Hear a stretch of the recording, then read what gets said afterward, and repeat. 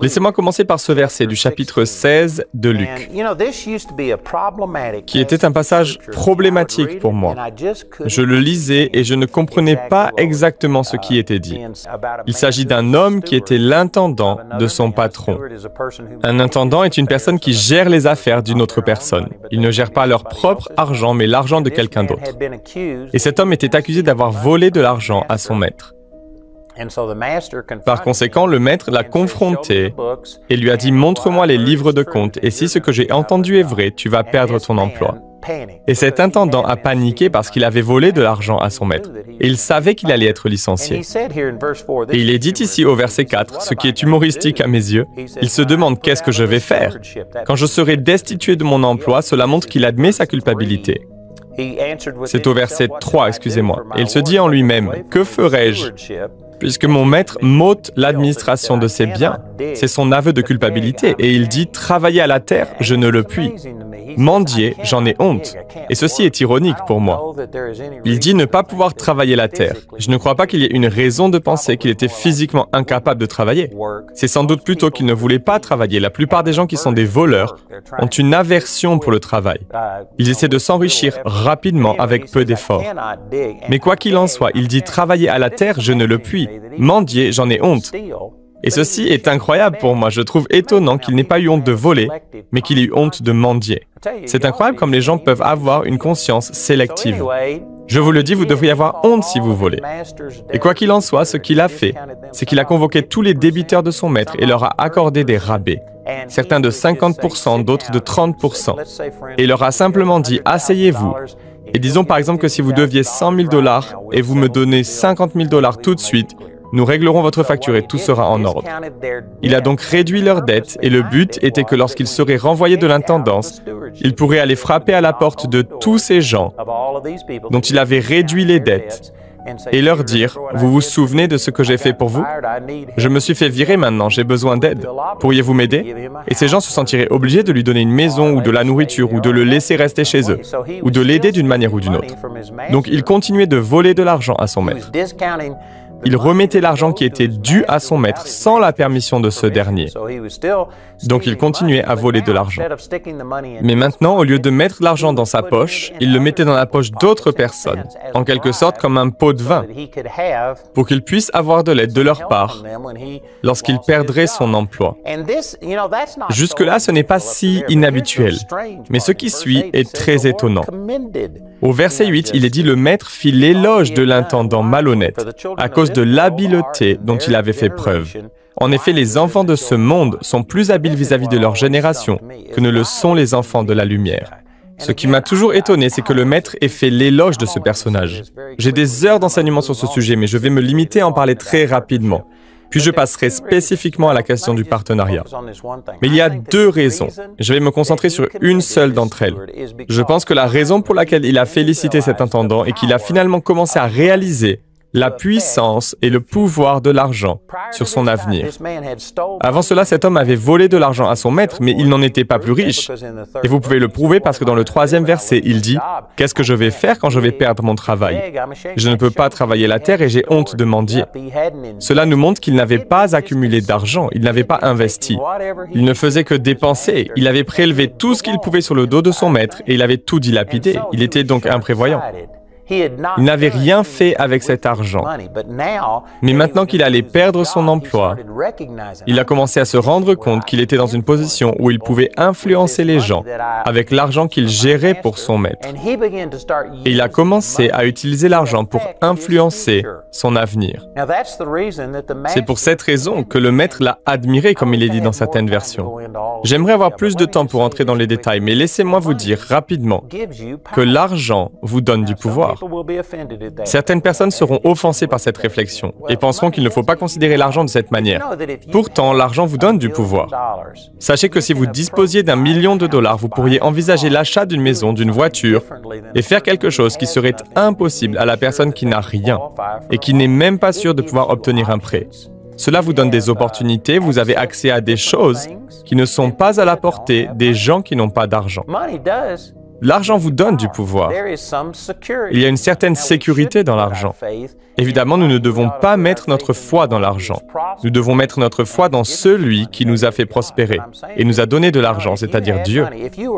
Mais si vous avez de l'argent, si vous êtes milliardaire, il y a des choses que vous pouvez faire que vous ne pouvez pas faire si vous n'avez pas d'argent. Il y a aussi l'influence qui en découle. Si un milliardaire fait son entrée, les gens vont le traiter différemment qu'un mendiant dans la rue. Donc, que vous le vouliez ou non, l'argent vous donne de l'influence. Il vous donne du pouvoir, il vous donne la possibilité de faire des choses que vous ne pourriez pas faire si vous n'avez pas d'argent. L'argent apporte donc un certain pouvoir, mais ce qui est triste, c'est que la plupart des gens utilisent ce pouvoir, cette influence, sans vision. Ils le gaspillent sans réfléchir et ils ne pensent pas à long terme. Si vous vous souvenez d'une des choses que j'ai dites au tout début de ce programme, c'est comme une semence, l'argent est comme une semence. Dans Marc chapitre 4 et 2 Corinthiens chapitre 10, ainsi que dans de nombreux autres passages des Écritures, la semence est utilisée pour représenter l'argent. Et c'est une bonne illustration parce que la semence, vous pouvez la manger et elle peut vous nourrir et vous aider momentanément. Cependant, la semence peut aussi être plantée et elle peut grandir et produire davantage de semences pour le futur. Si vous êtes imprévoyant et que vous mangez toute votre semence, alors le jour viendra où vous aurez faim. Mais si vous pouvez vous discipliner et reconnaître le pouvoir qui est dans cette semence, pas seulement pour des choses temporaires, mais pour des choses futures, alors Dieu soit loué, vous pouvez affecter votre avenir. Et si vous vous disciplinez et êtes fidèle dans le fait de semer, et vous ne le faites pas seulement une fois, mais chaque fois que vous obtenez des semences, vous en semez une portion. Et si vous faites cela sur le long terme, alors dans le futur, vous aurez une récolte tellement abondante que vous ne pourrez même pas la manger tout entière. Vous récolterez plus que ce que vous ne pourrez jamais consommer. Mais très peu de gens se disciplinent et pensent à l'avenir. La raison pour laquelle cet intendant injuste a été admiré est que pour la première fois de sa vie, même s'il continue à voler, il avait au moins commencé à reconnaître le pouvoir qu'avait l'argent d'affecter son avenir. Et le maître a fait son éloge pour cette raison. Maintenant, nous avons Jésus qui explique la raison pour laquelle il a donné cette parabole. Voici donc l'application. Au verset 9, lorsqu'il dit « Et moi je vous dis, c'est Jésus qui parle, faites-vous des amis du mammon, de l'injustice, afin que lorsque vous viendrez à manquer, ils puissent vous recevoir dans les habitations sempiternelles. » J'utilise ici la version King James en français, qui est écrite en vieux français, mais ce n'est pas si difficile à comprendre. Jésus dit simplement que vous pouvez utiliser l'argent, et le mot mammon est utilisé ici comme il l'est au verset 13 de Luc 16, pour notamment parler de l'argent. Un de mes amis, Creflo Dollar, a un excellent enseignement sur Mammon. Il n'est pas seulement question d'argent, il s'agit de l'esprit qui se trouve derrière l'argent. Mais quoi qu'il en soit, pour bien comprendre, il s'agit d'utiliser l'argent pour toucher la vie des gens, pour se faire des amis, de sorte que lorsque vous viendrez à manquer, et ce même mot qui a été traduit par « viendrez à manquer », dans Luc 16, 9, a été traduit par « mourir » à d'autres endroits. Cela signifie donc que vous devez utiliser l'argent pour toucher les gens, pour vous faire des amis, de sorte que lorsque vous mourrez, ils puissent vous recevoir dans des habitations éternelles. Le but de cette parabole est donc de dire que cet homme avait volé de l'argent et qu'il l'avait dilapidé dans des choses temporaires. Il achetait des téléviseurs à écran plat et du caviar et des choses comme cela. Il le dilapidait dans des choses temporaires. Il ne l'a pas investi, il ne pensait pas à son avenir. Mais lorsqu'il a réalisé qu'il allait être renvoyé, il a finalement commencé à utiliser l'argent pour toucher la vie des gens et affecter son avenir. C'est pourquoi Jésus dit, de la même manière, reconnaissez le pouvoir que représente l'argent. Utilisez l'argent pour toucher la vie des gens, de sorte que lorsque vous mourrez et entrerez au ciel, il y aura des gens qui feront la queue pour vous y accueillir. Je ne sais pas combien d'entre vous ont déjà entendu cette chanson « Thank You » de Ray Boltz, à propos d'un homme qui a rêvé qu'il allait au ciel. Et quand il y est arrivé, il y avait une file de gens qui ont commencé à lui dire « Merci pour avoir donné au Seigneur, je fais partie de ceux dont la vie a été changée. » Il répondit « Quand vous ai-je touché ?» Il y avait des gens qui venaient de l'autre côté du monde et de toutes origines ethniques. Et à sa question « Quand est-ce que je vous ai rencontré ou même touché ?» la question continue en disant « Un missionnaire est venu à l'école du dimanche et vous avez donné une offrande et cette offrande a été utilisée pour envoyer ce missionnaire annoncer l'Évangile. Et il faisait partie de ces vies qui avaient été changées. Il n'aurait pas entendu l'Évangile si ce missionnaire n'avait pas été là. » Et grâce au don que cette personne a fait, toutes ces vies ont été touchées. Ce n'est qu'une chanson, mais elle est basée sur ce verset, et c'est littéralement ce que Jésus dit. Quand vous donnez et semez dans l'Évangile, si vous le faites par la foi, c'est un grand si. Mais c'est vrai, si vous le faites dans la foi, alors cet argent ne quitte jamais votre vie. Il entre simplement dans votre avenir, où il croît et se multiplie. Et la promesse est faite dans Marc chapitre 10, que vous le recevrez au centuple dans cette vie. Cela signifie que votre retour n'est pas seulement dans l'éternité, mais que vous obtenez dans cette vie un retour au centuple de tout ce que vous avez semé. C'est ce dont je vais parler, et il y a des gens qui n'y croient pas. Mais c'est ce que disent les Écritures.